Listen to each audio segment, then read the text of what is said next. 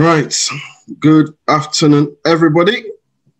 Good to see you again. Good to be here doing this. So another session of our agile testing and automation. And I'll go straight to our previous session. So the last time we met, we looked at the roles and skills of a tester in an agile project. We also looked at introduction to agile testing methods and techniques. Today, we are going to be looking at test-driven development and unit testing, touch of unit testing. Okay, so although traditional testing practices support early testing, it also supports you call it code-first approach to development. However, agile testing adopts a test-driven or test-first approach instead of, or as opposed to code-first approach.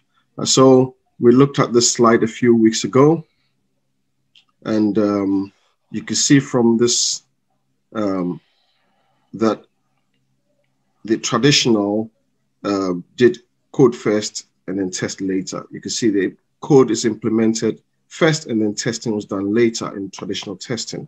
But then in Agile, again, we do test-driven, that is testing first and then code later. Hence this is the third time, so hopefully this picture can stay in our minds for future. So testing first and then we implement later. Test-driven, right? So this is what brings us to test-driven development. Okay, test-driven development is a software development practice. It's an approach or method that recommends building and executing tests before implementing the code or components of the system. So as a practice or approach or method, it is used to drive testing of the code, guided by automated test cases. And the intention is to let testing drive your development and design. This can be done by using different kinds of tests, and we'll be looking at that, one of them, TDD, later on. I have to say that they're normally written by, I'll come back to that. So another thing about test-driven development is that it adopts a disciplined test-first approach, as I said before, of creating tests that express the intended functionality of the code before coding the functionality.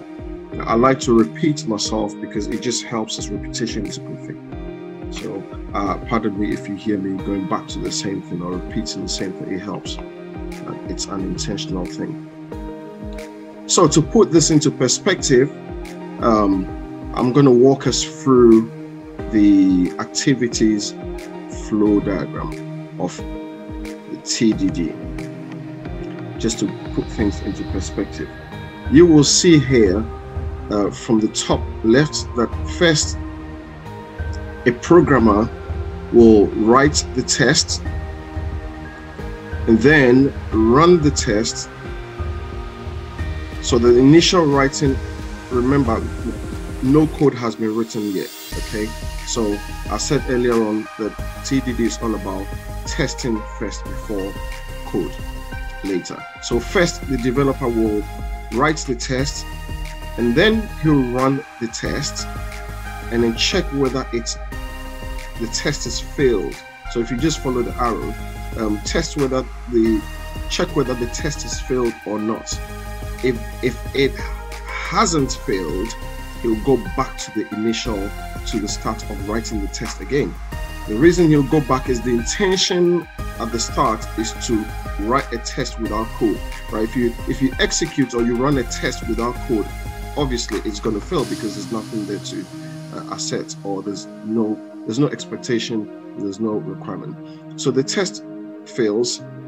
When the test fails, or if the test fails, we move on to writing the functionality, that is the code. Okay, and then see if I can use this. Can you see the mouse? Okay, good. So if the test fails at this point, we move on to writing the functionality. Then, after writing the functionality, the developer or programmer will then run the test again and then check whether it fails or not. If it fails, he'll go back and rewrite it, the functionality again, because what they expected would happen. If it doesn't fail and passes, he moves on and then refactors the test, which passed. Right. The reason they will refactor it is to make sure that code is clean, just general tidy up, and then run it again. If it passes, he'll check whether it fails. If it passes, he'll move it on to production. That is the done bit. If it fails, he'll go back to refactoring it to make sure that it passes again. So that's what TDD is all about. And these are the activities. I have to say this, that the purpose of each iteration, we know in development, is to make a small, focused, and carefully considered change to the program, okay, or to the application. So a benefit of TDD is that a robust and well-tested design emerges as changes at the end of the sprint or at the end of the iteration, and carefully considered design decisions accumulate step by step and are shippable, right? Moving on. What are we doing for time? Okay. Moving on, still on TDD, there are some practices and techniques used by TDD practitioners to write high quality code and to avoid accumulating technical debts. And they include unit testing, and we will be looking at unit testing shortly. One of the other practices is short and iterative cycles. They also like intermediate and frequent feedback. So when you look at the design, the activities flow that we looked at, you could see that as they do the TDD, they were getting feedback.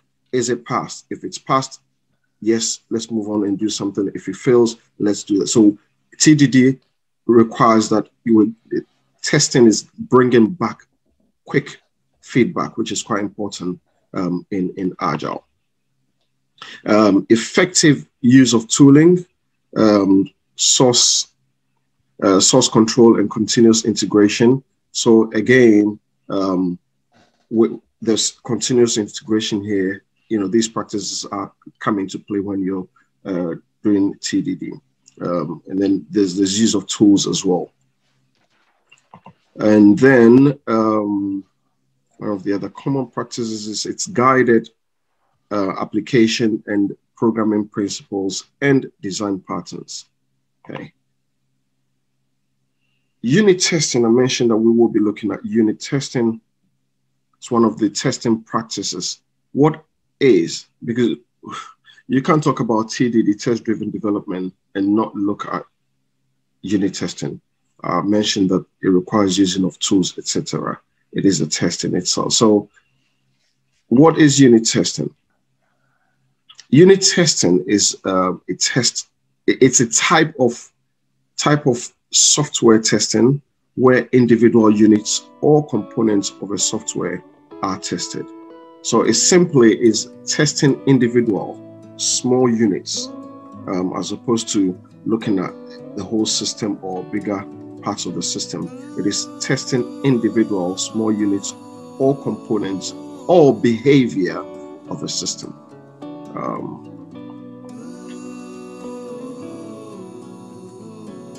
TDD practitioners normally write unit tests for some reasons. One of them, the first one I would say, is to check expected behavior of the product of production code. And remember, we're talking about unit testing at this stage, not TDD. Okay, unit testing is the test. TDD is the process. So unit test practitioners would normally write the test itself to check expected behavior of production code, and also to execute functions under specific conditions. Okay, and also to check if it produces an expected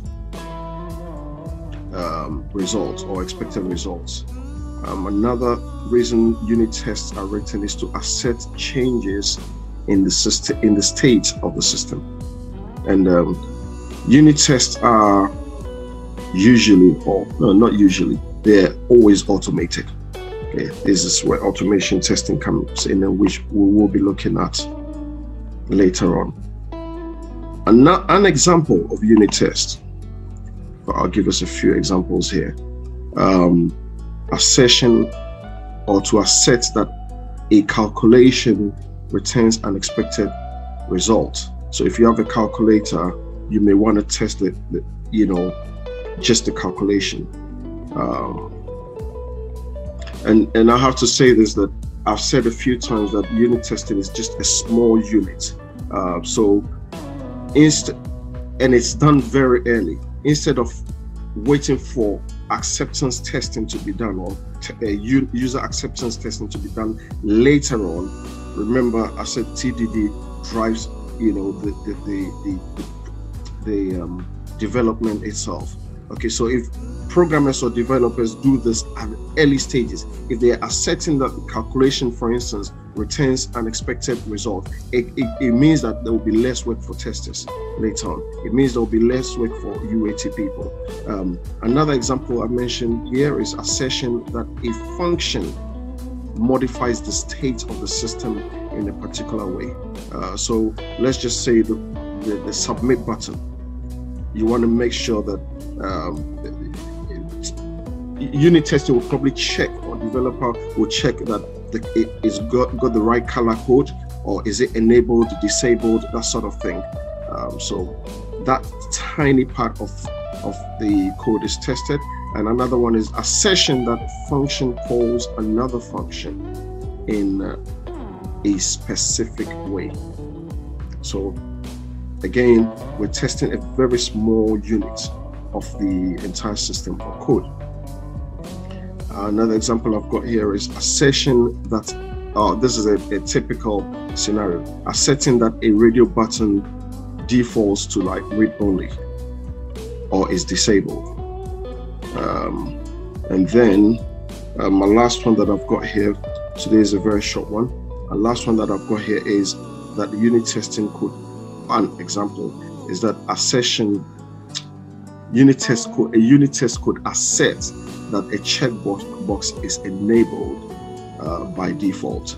So this brings me to the end of today's session. I intentionally brought a very small one, and the intention is that I don't want to add a TDD, which will probably be too big for the session. Okay, so this brings us to the end of today's session. The next time I come back, we'll be looking at ATDD, which is acceptance test-driven development, and then we'll be looking at BDD together. Well, thank you, and I will allow questions to come through now.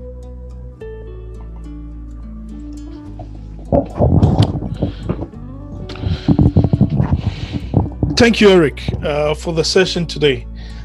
Eric, could we look back again at the flow chart you drew? I've got a question on the flow chart.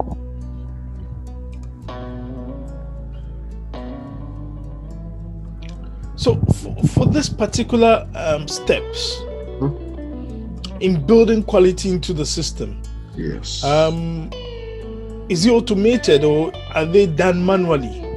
No, this is remember the TDD is a process. So if it's the testing itself, testing will be written units and that will be automated. But this is the process that the developers will use. This is the approach that they use. So this is not the testing itself. So as I said earlier on, the approach a developer or programmer will use is that first, let's write some tests that will fail, and then run it, see if it fails. So this is just the approach. This is not the test itself. This is the technique, the method that is used in developing the code. Okay, but when they are writing the test and they've not written the code yet, yes, the purpose is for the test to fail, isn't it? The initial one. Let's just go back to the initial stage here. If you can see my mouse, the initial stage is for the test to fail. Okay. Yeah. So because there's nothing. Remember that if let's just say you're doing it with a BA designer. Yep. The designer says, "I want this," or you don't know what they want yet. Okay. Yeah. So you write a test which will fail. Then at this point, which will fail. Did it fail? Yes, it fails. Come here and then pick up the requirements. We want a blue button, or we want an enabled button. All right, let's write code for enabled button. Insert it there, and then run the test again. At which point we want to check whether it's passed or not. If it failed, we go back and write it again. If it passes, then yes, that's what they want. So we are testing at initials, right at setup, right at the beginning. So at this point, once the test, let's say we run the test, if it fails, we write the functionality. If it does not fail, we refactor and then we run the test again, right? Yes. Yeah. So for the developer, they are building in quality. They're building in, we're making sure that what the designer wants is what before we move on to the next stage. So making sure that testing is done at the beginning. Yeah. What about for the tester who's involved in a TDD environment or in an agile environment where we are practicing TDD? If the developers run this unit test, does that mean the tester will have less testing to do when the functionality is passed on to them? Absolutely. It just means that less work for the test analyst. You save the project a lot of money, employing more testers to do so much manual testing, because this is automated. This is written before the developer even writes what the business wants. He's tested it. So we're sure that what is required is implemented. And so by the time it gets to testing, it's less work. It doesn't mean no work for the test analyst, but then it just means that less work for the test analyst. And it's less work for anyone in the team. Okay. So will the tester be involved in helping write the test from the onset? The tester can get involved. Remember that it's in an agile team, it's a cross-functional team. So the team can decide that we want testers to be involved. We want their input. Or developers or the team could decide that, you guys get on with writing system tests. It's a team decision. If you want the testers to get involved, yes, but usually writing the test, unless the test analyst, again, cross-functional team, has the skills to write the code, you want testers to be doing other things. It could be writing automated system integration tests, system tests, etc. Okay. Tester can get involved. So does this give the opportunity even a BA can get involved? Okay. Because, So does this give us the opportunity to be able to work in shorter iterations so the tester can be involved in testing? Because usually with manual testing, in a waterfall environment, we wait till the very end when everything is ready. Yeah. But in this case, it looks like the testers can be involved early during the iteration and make sure that we are ready for demos. Testers can be involved very early because remember, I think in the previous sessions, we said you want to engage testers early. I gave an example where I normally attend when developers are going through their breaking of tasks, etc. because I hear stuff, I feed into it. They might change their plan or they might change their understanding. You could feed into their understanding of the requirements. So you're feeding in there. A developer could say, you know what, let's pair up and do this together. So yes, testers involvement early. This is what testing early is all about.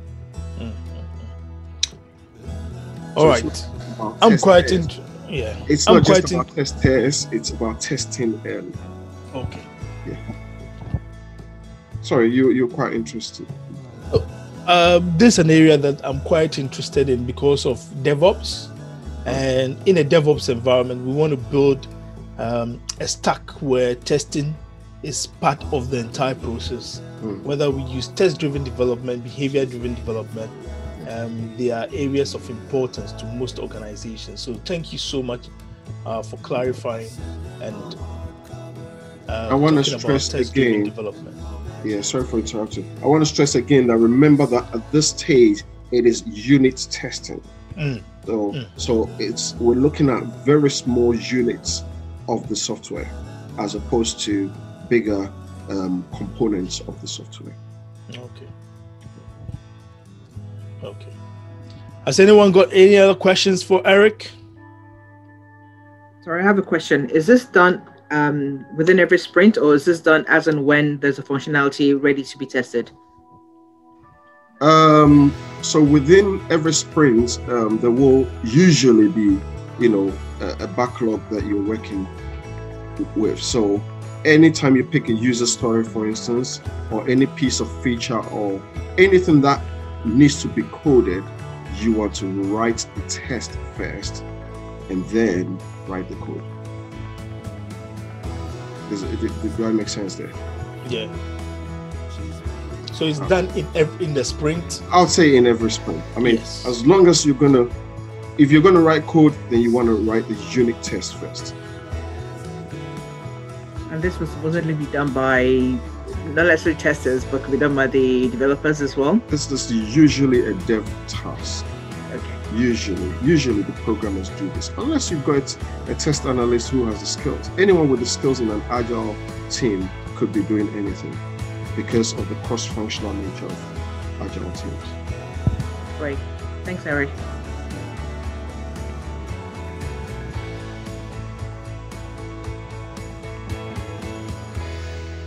Any questions for Eric?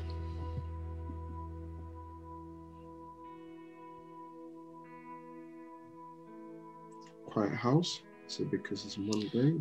Well, Eric, the diagram says quite a lot. So a picture is worth 1,000 words. Thanks. Yeah. True. Cool. Right. Or any additions, subtractions? Yeah, any additions, that'll be great. Test analysts, developers, BAs. Yeah, additions would be great.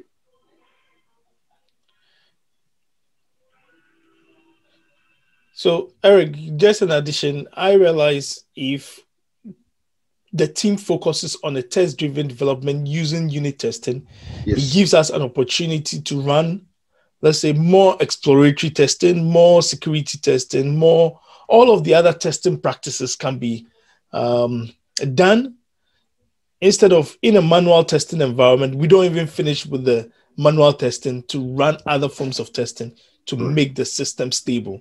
Yeah. So unit testing is a good practice that enables system stability in the long term. In the long term, yeah. And it saves a lot of time and effort doing manual testing. I totally agree. Yeah. I mean, there are certain things unit testing cannot do. Yeah. So you can't get rid of your manual tester, but this saves a lot of time. It forces the developer or the person writing the code to test the right things. It forces them to test. So yeah. Is this a must be amongst DevOps teams? I think we can't say anything is a must. It's a team decision. So the team decides that if the project decides that, yeah, we want unit testing, then, but I would say any test analyst should be suggesting and pushing for, if you're in an agile team, you're kind of like the consultant when it comes to testing on the team. So you want to suggest that we need to be writing unit tests, at least, yeah. It's just that teams I've worked with, it was not a priority until when they were pushed. They didn't do any unit testing until the very last minute. And it was like, it was because they were pushed to do it. That's why they started doing it. It was never part of how they started. Yeah, so it's all a team decision. I mean, you can choose not to have even a test analyst, or the project can say we can't afford to pay a BA, so we'll just use programmers. So what you want to do we're in a good place right now that where some of us are learning or knowing about how important these little things are, so we can push for these sort of things wherever we work or on our projects. So yes, right. Yeah, unless somebody pushes for these things and makes it clear that these are important. Seriously, stakeholders or those investing may say, "Oh, we want the product," and that's all. Yeah, if they don't see the value in it. Thanks, Eric. You're welcome. Thanks for the feedback, Ravi. You see, I've seen a few of these flow charts that have missing bits. Sometimes you get just 3 steps, but yeah, I think that this one gives us a good view. So next week we'll be looking at ATDD and behavior-driven development. If there's no other question, I'll hand over to you, William, if you have any announcement, and give you time back, which means everyone owes me a drink. Thank you. Thank you, Eric, for such an insightful session. And personally, it's always good to learn on testing, because if organizations want to cut back, they want to cut back on testing. But when you cut back on testing and there's system failure, you look back and wish you never did. So testing is so important. And thank you. Tomorrow, we've got business agility focused on the skilled agile framework. And the session for tomorrow will be delivered by Cyril Awere, who's an agile consultant and coach, and he's been working with a big multimedia house in Germany. He'll be talking more about the transformation journey, looking at the transformation roadmap. Tomorrow I'm training a client, so he will be taking over. And actually, I think Cyril is best suited because of his approach to coaching and managing culture, and he will be covering the transformation journey. And on Thursday, we've got Shirley talking about effective communication. Communication, there are many ways of communicating with different people, and public speaking is considered as one of the big fears of many people. Shirley and I have been members of Toastmasters for years, and one of the things I learned from Shirley very early is how to improve my public speaking skills. So in Thursday's session, Shirley will be talking about effective communication. What does it mean to be able to communicate effectively in a coaching session? And you can also ask her questions of how to build your public speaking skills. And now that is virtual speaking, how to also build your virtual speaking skills. So on Thursday, I'm joined Shirley, but for tomorrow is with Cyril Awere, who will be taking us through the transformation journey. Very important for agile consultants and very important for anyone involved in the transformation journey. Thank you all for joining today's session. Thank you, Eric, Let's have a wonderful day. Thanks, everybody. Thank you.